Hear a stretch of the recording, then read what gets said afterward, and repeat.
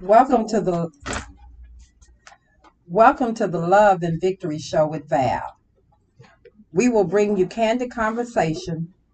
Each conversation will talk about real issues, real conversation. We will just feel free to just go. Yes. Yes. So I have a special guest. I have a couple of special guests in here. This show. Come on, Val.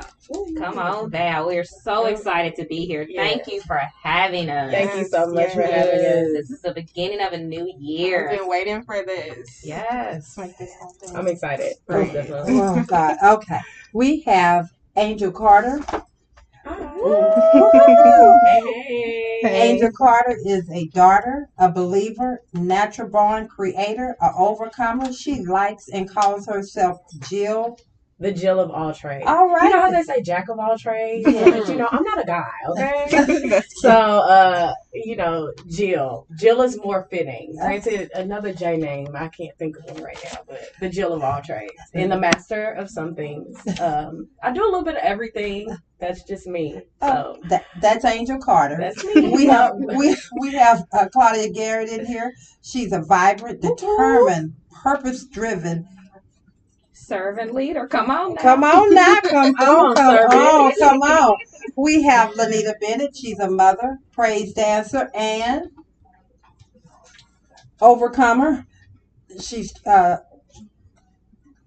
Encourager. okay. Come on. All right now. Treasury analyst. Okay. Come on. Marriage And a business consultant. owner. Okay. And a business owner of Nita Beats Dance Company. Stay tuned. All right, then. Come on now. Come on. And we have Aaliyah in the house. Hey, y'all. Okay, Aaliyah is joyful, blessed, and I'm gonna let her tell you who else she is. Come on. So, now. I'm a child of God. Okay. So I just like to keep it real respectful. But, it's a little edge to everything. Okay, then. Okay. We're getting ready to have it. cute. Okay. And today we will be talking to the Millennials and the baby boomers. Right. Okay. This conversation is going to get real deep. We're going to have a good time. It's gonna be interesting. Yeah. I'm going to see where this conversation going to take us. Yes. All right, then. We're going to start off with a couple of questions here. Let's see. First question I want to ask, I'm going to put out there for them youngins. Let me see how have your language that you grew up around formed you today? How does your language that you grew up around formed you today? All right, Angel Carter, since you love to talk, come on. Do I? Yeah. That is a great question. So the language that I grew up with, how it formed me today. I don't know. Like I just dang, I really don't know a good answer to that question. Well, we can come back to you now. Yeah, I'll let you think on that. I'm like, how has it formed me today? How has it shaped me today? Yeah, I don't know.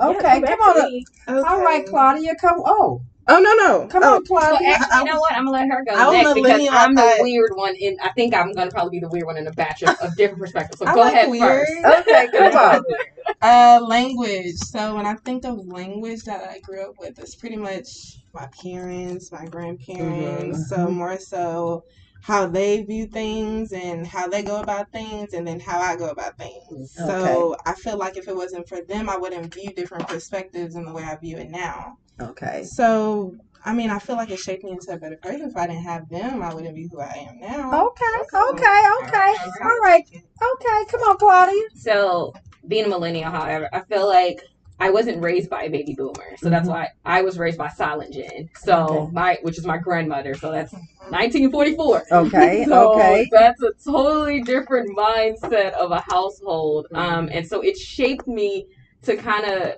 tweak the opposite of what I received in my home, if we're just going to be honest about it, because that generation was a quiet generation. Kids shouldn't be, seen. They should only be seen, not heard. And that's just kind of how it was in my household.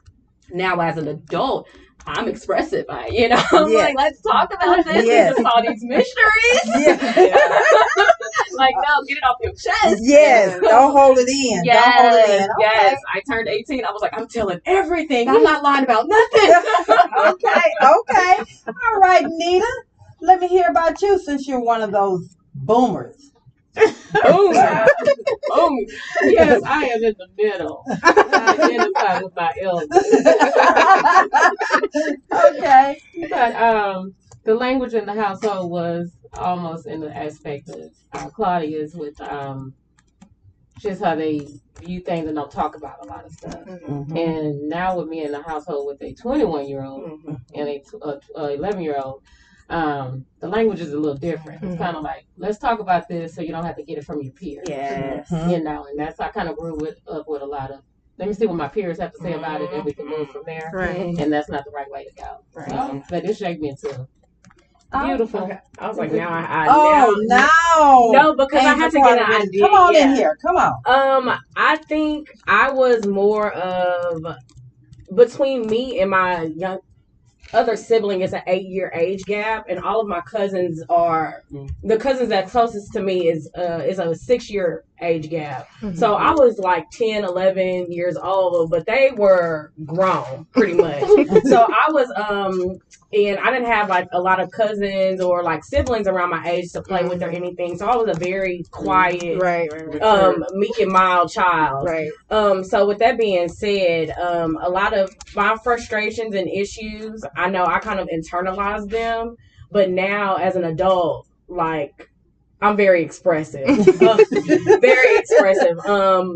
Even if it's something so small, like I'm very expressive, but I had to learn how to, since I internalize it so much, if I express it now, it won't be anger, if that makes sense. Yeah. So like if I would say something to my parent or like a sibling, like I've learned not to internalize it for so long to when I finally say it, I just bust and I'm just like, that's crazy. So yeah, that's how my language was affected as growing up. Okay, that's good. That's some real good conversation. Well, I have another good question here, and I think this is going to make you guys go a little deeper. We're going to keep going deeper and deeper and deeper. So we're going to pull back. Okay. What body language that you exhibit when you hear things that upset you or make you happy? What body language do you exhibit? And how does your body language impact others? Oh. All right. Who want to jump in and take that one? My Lord. So I'll jump in. Okay. So body language, when I hear something I don't like, I get defensive immediately.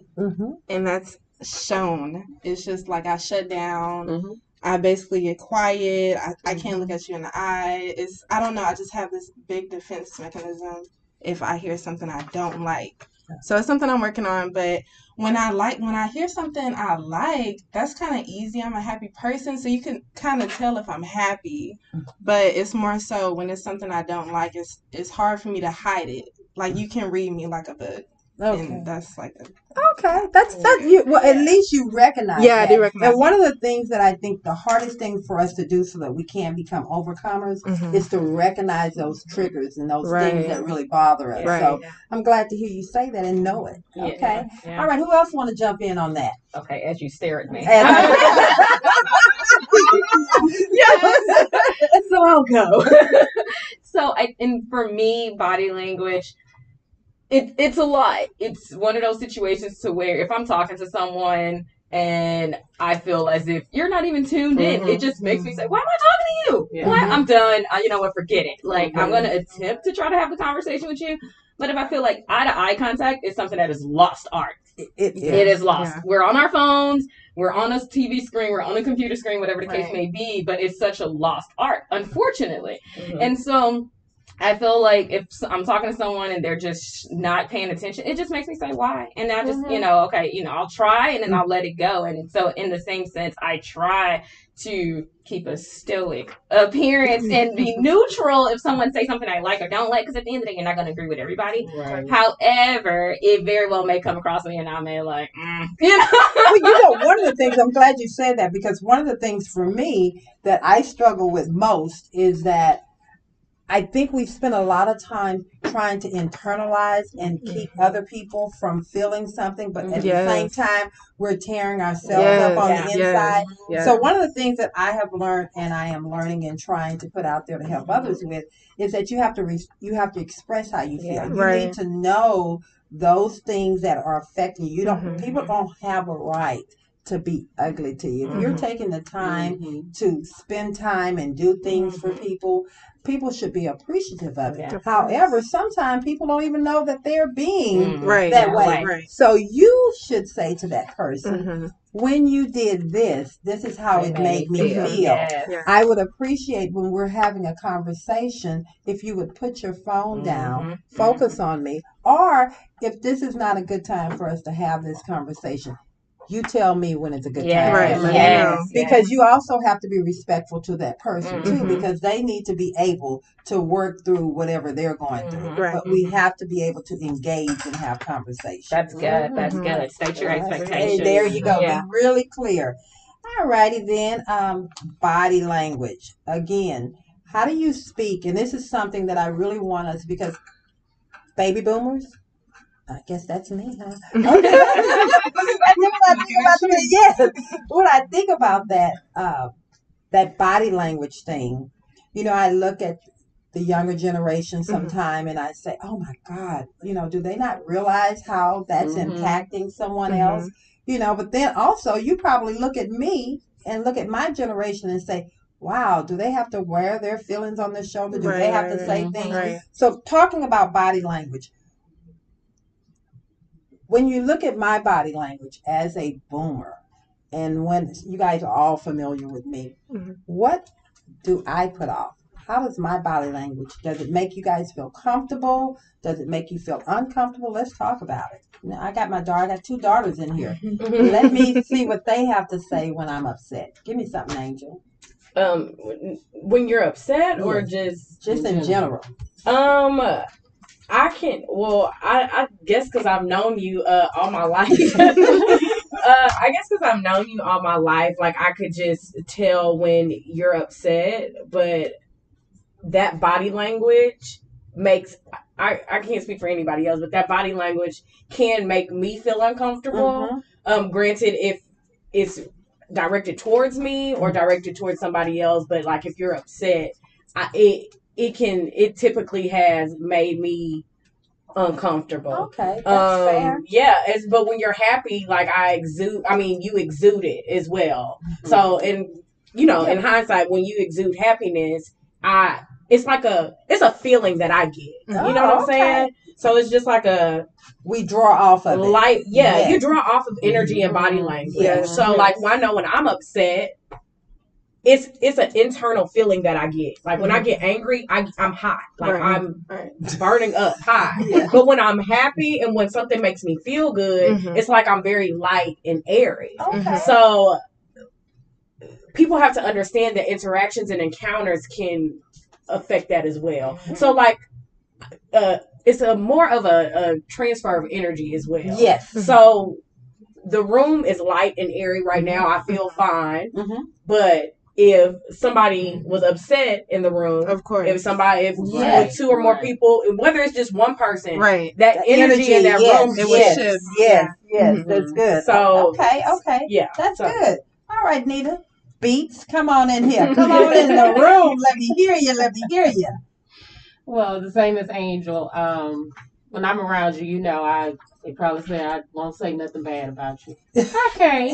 But yeah, when you do have your moment of being, down or angry or whatever it is, my immediate reaction is to, let me try to get this smile on her face and, draw her out of it. Because for me, myself, I kind of identify with a lot of things and I internalize a lot of stuff. So when I get angry, I kind of mask it and I can put a smile on. It's like, I got to stay a beat so we can keep going. No need to just kind of kudos. I love it. I love it. So that's the energy I always love to give. Even if I met somebody for the first time, I say I'm kind of down. It's kind of more, try to learn their name. So next time, it's like, oh, let me mention your name. So, they remember who I am because it's kind of like you get lost, sometimes.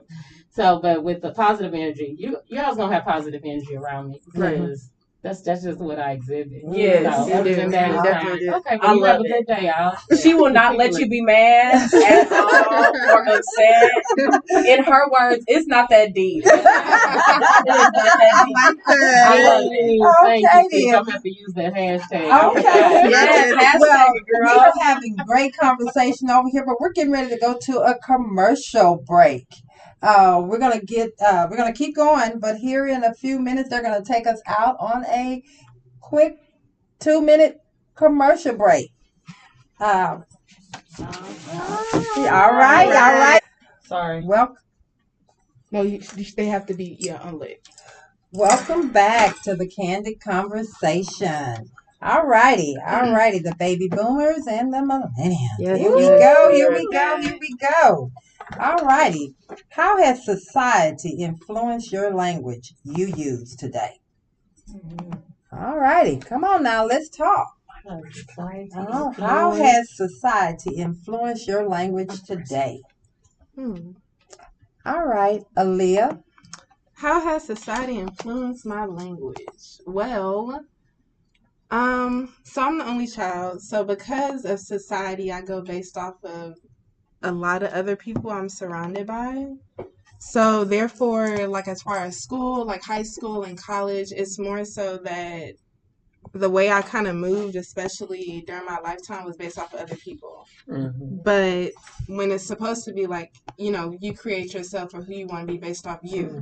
So I can kind of say that even when I was in college, I was surrounded by different people, and I kind of wanted to tweak myself to be kind of like them in a way. Yeah. Not all the way, but at least, kind of match them in a way. So, but it's a good thing and a bad thing, because I wanted to be like them as far as be more book smart, but then I also want to be like them and party more. So it's kind of like it has its ups and downs. So I kind of just say, pick your battles. I mean, based off society, you have different people surrounded by you. So I just pick my battles, but more so it's positive. Okay, so what I'm hearing you say, it's also about your circle. Right. So with your circle, you kind of go with the flow in your circle. Exactly. But therefore, your circle needs to be. But you got to pick the right circle. There you go. That's what it is. That's what it is. And a lot of times we just, I like her. Well, sometimes you kind of need to fall back and really see who they are before you kind of link up with them, because you're going to go with the flow of the company you keep. Because I do feel like your friends and your circle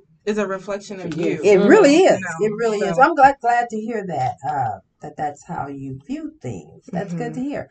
Okay, come on with it. You know I want some of you. Popped that head. That's so quick. I want some of you over there. So I think for me, and it's what she was stating of kind of like your eyeballing and seeing society, but along the way, there has been times to where you kind of look and see, and as you mature in your walk and in life, as you get older, you're like, I like that trait about them and etc. But then I had to shift my focus. Who did God create me to be? So I can't sit here and dictate what society's doing, because society, one day they like something, the next day they hate it. I don't have time for that. You going with the wind. Like, what is your value? What do you stand on? And so, and if you just oppose to what mine is, then it's fine, and hopefully we can respectfully, disagree. Yeah. However, I can't allow that society to dictate it. I'm like, what does God say about this matter? And even if I don't agree with everything God says, but I'm trying to line myself up with what He says. I ain't gonna say I don't agree with it. Let me change that. I don't like everything that He says. Whatever. Of course, I know it's there. My Heavenly Father said it. That He has it there for a reason. And you talked about circles. You choose to walk with fools, then that's what you choose to do. And so, kudos to you and how your life turns. And even when you said that about God, you don't like. It's not that you don't like God. You don't like. Sometimes we don't like what God is telling us to do. So let's just keep it real. Sometimes we know in our soul this is what we're supposed to do when we hear it and it's been put there. But I want to be a peacemaker. I want to go throw something there. Kind of like me. You would think that I'm a person that love to be out here talking.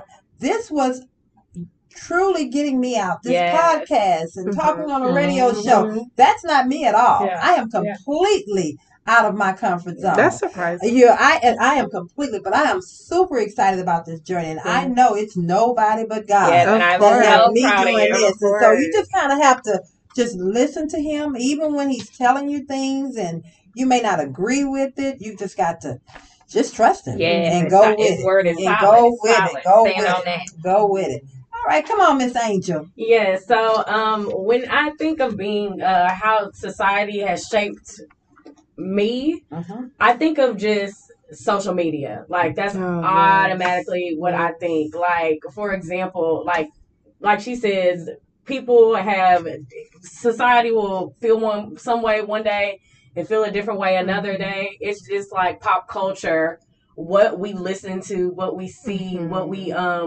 feel, like that is influenced by social media. For example, like I don't know if y'all remember, y'all probably haven't seen that, but the dude that was at the car dealership and he popped up the truck and it says where the money resides, that went viral. What? It Okay. went viral. See that? That again. We talking about what do y'all call again? Okay. So So have you seen? I don't know it, but So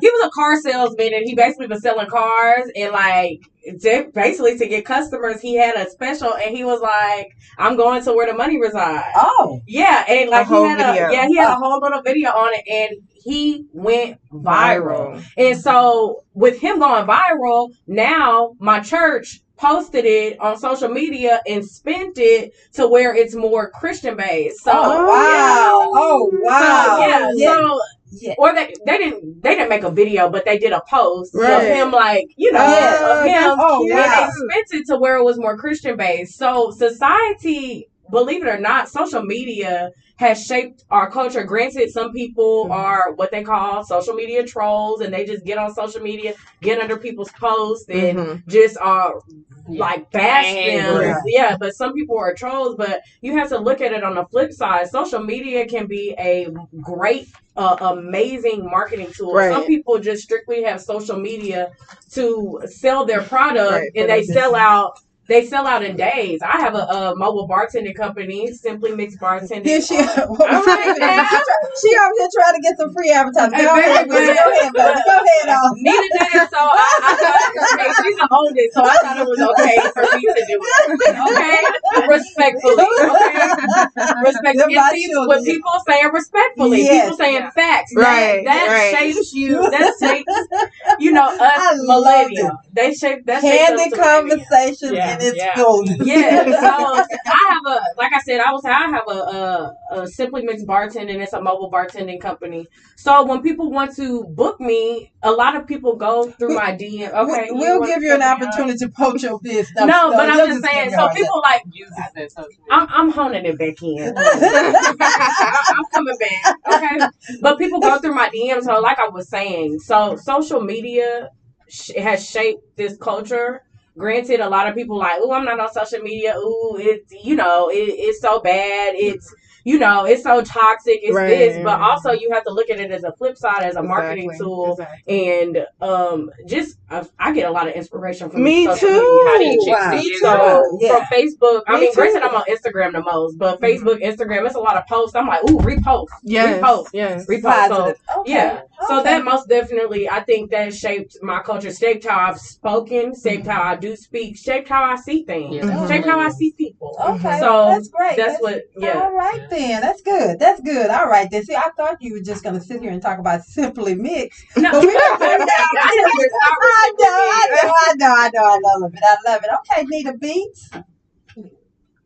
Come on. Social media definitely has shaped the millennials. Yeah, that's what they. Don't look at me. That's kind of how they brought into it with the technology. Yes. And to say that it's bad or good, it depends on the individual. That is because the individual could be looking at social media to fulfill them in that aspect of the inspiration of I got to live up to this. Oh, they doing it like this, I got to do this. And you have to limit on your intake and spend more time finding out what it is that you need to be doing. That's good. And how you do it, because even with businesses, whatever business you have, you can be looking on social media like, oh, they got all these people. That's not your turn yet. That's right. You got to crawl before you can walk. Right. Yeah. They crawl before they walk. You just saw when they were walking. So you just have to. Social media is most definitely a highlight reel. So you really have to focus on how much intake you're giving yourself on social media, and don't let it shape. Yeah. Because it will shape the way you, like you Think and said, feel, talk yes. and all kinds of different things. So that's all I have on that. Okay, But, okay. and by the way, I only have Facebook. I'm the one she was talking about. That don't. That's okay. I Have just got to social media. Instagram. Okay, and I'm a millennial. So, With my son, they know about social media, but not mama. Okay. Okay. I have something that has really, and we're in a time right now where there is so much, it's kind of toxic, our conversations, everything that took place at the Capitol, it's things and people are really trying to divide the country. And the country is divided. So let's just be real there. Yeah. But I have a question that I'm going to put out on the table, ladies, and I want you guys to be very honest with your answer on this. Answer this question for me. Why do you think Black America still use the N-word? And how does that make you all feel in today with everything that's going on? Look like Aaliyah wants to say that I first. just had this conversation. So, okay, this is my perspective. Okay. I honestly feel like it's how it's used. Okay. That's what I'm gonna go with, because I feel like I have came across guys say it to another guy in passing, just like as a friend thing. But then I've also came across like a Hispanic dude say it to a Black dude, and it's kind of like, even though they kind of saying it like as a friend, it's still like, well, it's kind of one of those words where I personally feel like you kind of got to be Black. Yeah. So, okay, that's okay. Now, but there's also guys that'll say it like when they mad, when it's like N-word, don't you, stuff like that. So then that's, but it's like, it's kind of in the middle for me. It depends on how you say it. I don't just say it, like that. But of course, in a song, if I'm listening to the song, it's come out. So it kind of depends. It kind of depends. Okay. Okay. And how do you think, with everything that's going on, us using that word, we're all in this room that's African American. They're not all our listeners.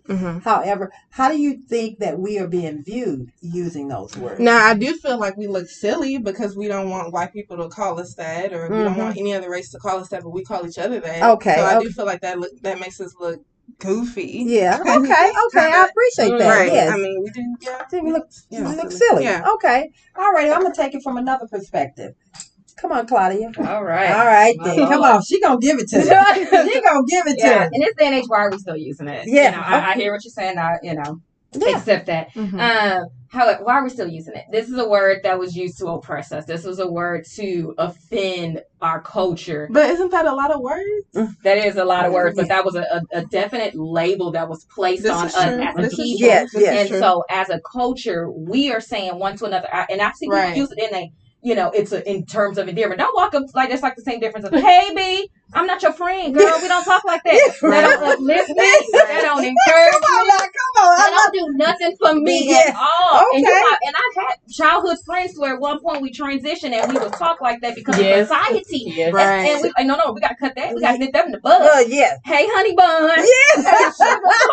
You know what I mean? So calling me that does not uplift me and encourage me or motivate me in any form of fashion. And it's just the term, it's just ignorance of what our ancestors fought for to have freedom and etc. And then we just blatantly throw it out there like it's okay. So when the other cultures say they're still using it, they accepting it. Good. So can I. They okay with it. Right. They're okay with being called something that's of ignorance and offensive and subpar. I'm a child of God. I'm amazing. Don't you call me that? Come in the room. Yeah. All right then. Lanita. Come on now. Come on in the room. It gets under my skin when I hear it. Yeah. Okay. Always. I've never like that. But I do believe that comes from the environment you're in society. So if I'm in that environment when everything goes up that's what's that's what's going to get translated throughout. Right. It's the And that's just like we're saying how, like you said, at one point everybody was, "Hey B," you know, that's part of yeah. what society Right. is doing. It just It becomes acceptable. Yes. exactly Right. Okay. it becomes acceptable. But that because my oldest, he said a couple times, don't say it. I just, That's right. ooh, it just makes me itch, Okay. and I don't really go too deep with it. But for some reason, it's just not to please my ears. Yeah. Mhm. Yeah. Okay. All right. Come on, Angel. I'm not gonna lie. I'm like Aaliyah. I still Yeah. That's okay. because we were Millennials. That's okay. That's okay. That's okay. Yeah. And we're gonna be honest. Right. Yeah, I mean, I'm not even gonna lie. I still use it sometimes, Yeah. but granted, I don't like. But that's part of the It's- people yes. you're with, you know. Yeah. It's I'm not using it like I'm not about to use it in this setting. Exactly. Like, you know what I'm saying? Yeah. I'm not about to use it in a professional setting. I'm not Right. about to use sometimes I just slip up and say it, but it's not like a part of my everyday language. Mhm. It is. I'm not affected. What word am I looking for? It is contingent upon who I am around that I may Yes, use it. right. Also, do I think it's acceptable? It does make us look a little silly. It's just like, why would You don't something want that that. oppressed us, Mhm. why would you use that internally, even if it is a term of endearment? Like, that's why I was like, good. See? like, that's why I use, I'm like, hey, hun, hey, how are you? You know, Yeah. like, I don't even call my friends, like, hey, B, like, I nipped that in the bud when I was in college, and people Right. used to think I was so rude and crazy, but I don't bark at you. Come on. Like, That's right. I don't walk on all fours. Like, I don't conceive multiple children in less than 6 months. So, therefore, that's what a B is. That is Yes. a female dog. Yes. And that is not what I am. Come on now. Come on. So that's what. So I nip that in the bud. Like I'm like, hey, you know, and like pop culture, sis is becoming Right. a whole thing. So like I'm like, hey sis, I like sis. Yeah, like I like sis too. So, but like honing back into the N word, I think it does make us look silly, but I'm not gonna sit up here and lie and say this is a candid conversation. So I'm not gonna sit up here and say I don't slip up. Just keep it say, real. That's good. I don't use it sometimes, but I do. But I mean, I've stopped. I don't use it as much as I used to. You're I'm conscious of it. Most Okay. definitely, I'm very conscious of it. And the reason I brought that up is because I really wanted us to really think about it and really talk about it because, again, we're coming from different perspectives and different age groups. We're in different surroundings. But we're in a time right now where it's very important that we think about how we're being portrayed out there, how we're portraying ourselves, how we're being seen. And, you know, where you are today is not where you're going to be tomorrow. Right. But sometimes, most of the time, things you do stick with you. Mhm. You know, people love to go back and remind you of who you were then. Don't take it back. Yes, people love to say, you know, I remember when you used to go say this and that and this and that, or you used to act like this. So just always be conscious, and I wanted to kind of bring that up. And that's for our listeners, too. When we're saying things out there, we're talking, I'm sure you guys right now may have your own conversation or thoughts about this show. I just want to put a disclaimer in there. We stepped out of the box. We're doing something different. So we're very proud of where we are. We know we have some things we have to work on and tweak out, but you know what? We are doing what God has called us to do. Yeah. And when you're doing what God has called you to do, you're going to always have some people in there, naysayers. Yeah. And so I want to talk about this generation here, the different generations. I want to leave y'all with this. Don't allow naysayers to define who you are, where you're going, and what you're going to do. You know, we're having this candid conversation. If I would have listened to the naysayers, oh Lord, where would I be? You know, you use those naysayers to be your motivation and your engine and your gas to keep pushing forward. So, you know, I just want to leave y'all with that. And you don't have to accept everybody's opinion either. Yes. Well, you know, everybody's opinion really doesn't matter, but sometimes people's opinion you need to hear. Whether you take it in or not, let them talk. Yeah. You know, If they there's may have some trinkets Yeah. that you can take away Yeah. from them, Yeah. but that doesn't mean that you have to let it become, Right. get in the inside of you. Yeah. I agree with you on that. Yeah. You let people let people say, Right.